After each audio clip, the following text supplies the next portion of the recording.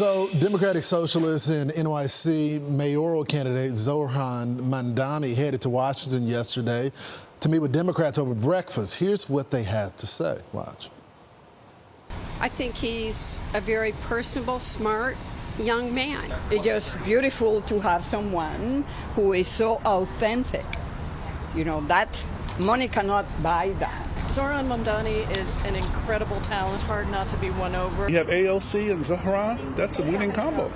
This guy is not a communist. He's not a socialist. He's an advocate for small c capitalism. So our next guest called him impressive. Democratic Congressman from California, Khanna, joins us now to explain. So, Congressman, thanks so much for joining the show this morning. I guess the big question is, what did you make of him, and will you endorse him?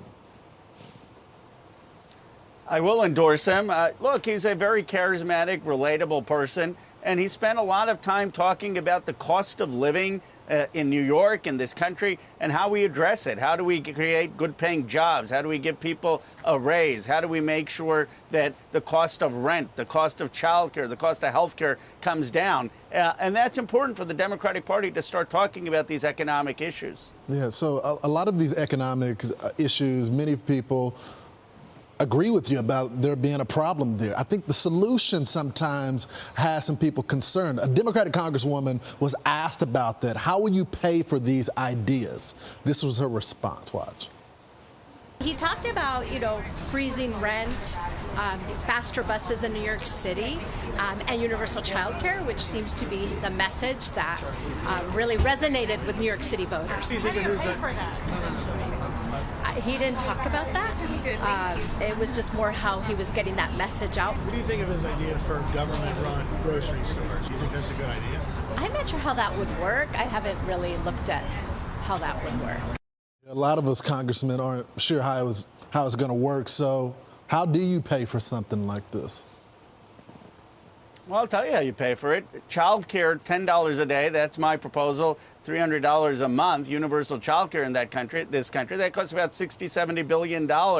And you could pay for it by not having these $3.8 trillion tax breaks over the next 10 years that are going to explode our deficits to big corporation and the wealthy. He's talking about for New York City. Well, you have federal.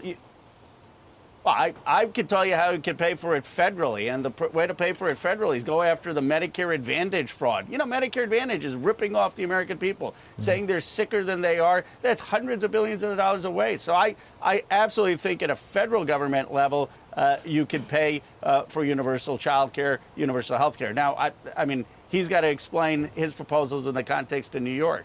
So, Congressman, one thing I know that you've made very clear is that you support Israel's rights to defend itself with defensive weapons. He doesn't agree with you on that. As a matter of fact, he doesn't even want a two-state solution. He wants a one-state solution. And he's even made it very clear that if Netanyahu comes to New York City, he's going to have the New York City cops arrest him. So is that something you support as well? No, I don't. I was in Israel with Chairman Mike Rogers, the Armed Services Committee. We met, obviously, with the Prime Minister. I have disagreed with Netanyahu's ongoing bombing in Gaza, but I believe in a two-state solution, a secure Israel as a Jewish democratic state, and Palestinians ultimately having self-determination in a Palestinian state without Hamas. And the vast majority of Democrats believe in that. But of course, there's room in this country for perspectives. What there's not room for is hate. And I'm glad that he's having conversations with the Jewish American community and condemning globalized intifada. Well, he didn't condemn it. He said that different people have different perspectives and he wouldn't use it, but he stands with the people that are saying globalized intifada. He's leading protests with them as well. But I want to move on. Do you stand with him when he says that he wants to defund the police? Because we've already tried that experiment and it didn't go so well for our country. I've never supported defunding the police in my district, which, by the way, has some of the safest cities in the country: Fremont, Sunnyvale, Santa Clara, Cupertino, all in the top 25 safest cities in America. We respect law enforcement. We fund law enforcement. But Mamdani's campaign, and the reason I think it's important for your viewers to understand that 90% of what he talked about was the cost of rent, the cost of childcare, the cost of groceries, and why people are upset that they don't have good wages and low costs. And that's, I think, why he won and why he will win. And all of these issues he's going to have to take a position on, but that wasn't central to his campaign. I guess, Congressman, I guess what we're having trouble with, and I think the audience would have trouble with it, is when you go down to these central issues, you agree with the problem, but it doesn't look like you agree with his solution. So how can you endorse him this morning?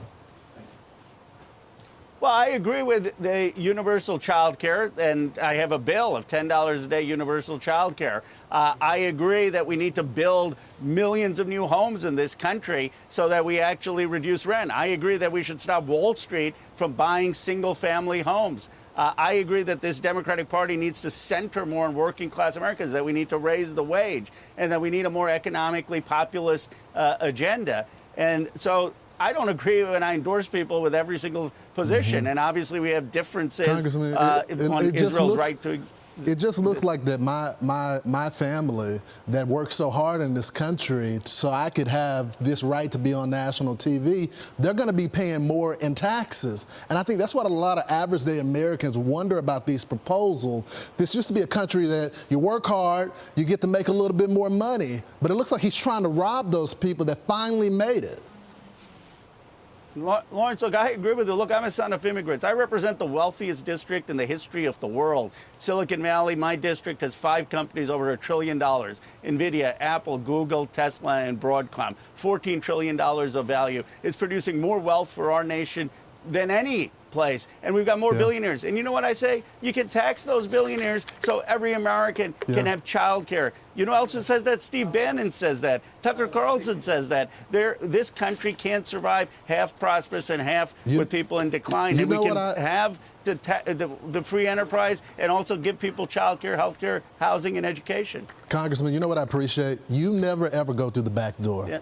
You always come in on our program, and you take the hard questions. I hope you can tell the next mayor, potentially, of New York to do the same. We appreciate you coming on the program this morning.